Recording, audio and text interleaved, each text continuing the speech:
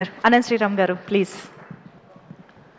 మనశంకర వరప్రసాద్ గారుగా మన ముందుకొచ్చి ఘనశంకర వరప్రసాద్ గారుగా ఇప్పుడు వెండితెర మీద నిలబడ్డ చిరంజీవి గారి ఆశీస్సులతో మేమంతా ఈ విజయోత్సవాన్ని పంచుకుంటున్న శుభ సందర్భంలో ఈ విజయోత్సవానికి విచ్చేసిన మనసున్న ప్రతి ఒక్కరికి నా వందనాలు.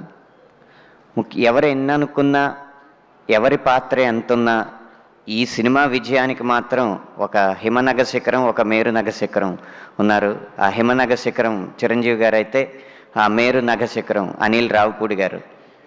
అనిల్ రావిపూడి గారికి విమర్శలు తర్వాత ఏమో సులువుగా తీసిపాడేయడాలు చాలా ఎదుర్కొంటూనే ఉంటారు, కానీ హిట్లు మాత్రం ఇస్తూ ఉంటారు. ఈ సినిమాకు కూడా ముందు క్రింజ్ అని, ఇన్ని కోట్లు కలెక్షన్ చేసిన తర్వాత సుడి అని, ఈ అంటే ఈ కాలంలో మీముల్లో అంశాలను బట్టి మీమాంసల్లో పడే కాలం అయిందన్నమాట ఇది.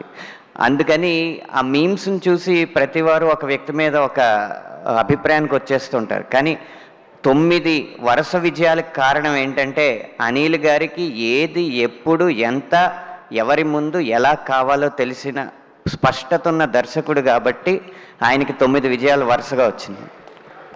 ఉదాహరణకి ఈ పాటలో అంటే రచన చేస్తున్నప్పుడు ఏదైనా మంచి ప్రాస వస్తే చాలా బాగా అనిపించి అది వాడేయాలనుకుంటాం.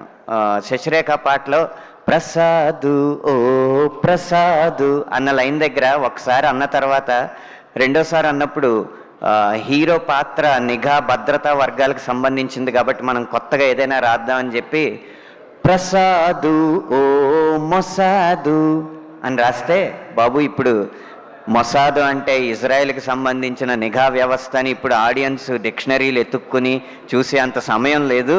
అది సంక్రాంతికి మెదడుకు మేత పెట్టుకోవడానికి రారు, మనసారా నవ్వుకోవడానికి వస్తారు కాబట్టి అలా సులువుగా ఉంచు పాటని అని చెప్పి నిర్దేశించి అలా ప్రతి వాక్యాన్ని తనకి ఏది కావాలో అది తెప్పించుకుంటారు. ఒక్క సాహిత్య శాఖలోనే కాదు, ప్రతి 24 శాఖల్లోనూ తనకున్న స్పష్టత, స్వచ్ఛత అన్నీ కలిపే 9 విజయాలకి మెట్లేసి 10వ విజయం వైపు పరిగెడుతుందనేది నా ఉద్దేశం.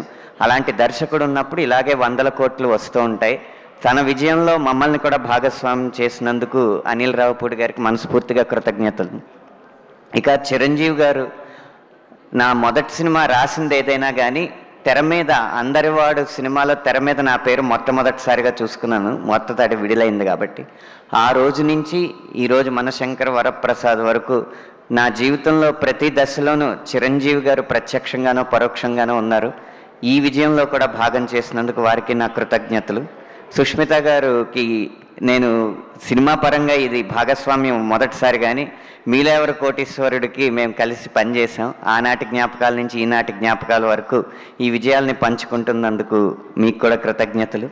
ఇలా ఎప్పుడైతే నేను విడుదలకి ముందు మాట్లాడానో మనశంకర వరప్రసాద్ గారు పండగకి వస్తున్నారనేది ఎంత నిజమో, మనశంకర వరప్రసాద్ గారు పండగ తెస్తున్నారనేది కూడా అంతే నిజం అన్న మాట నిజమైనందుకు సంతోషిస్తూ ఆయన పండగని ఇలాగే కొనసాగిస్తున్నారు అన్న విషయానికి ఆనందిస్తూ సెలవు తీసుకుంటున్నాను.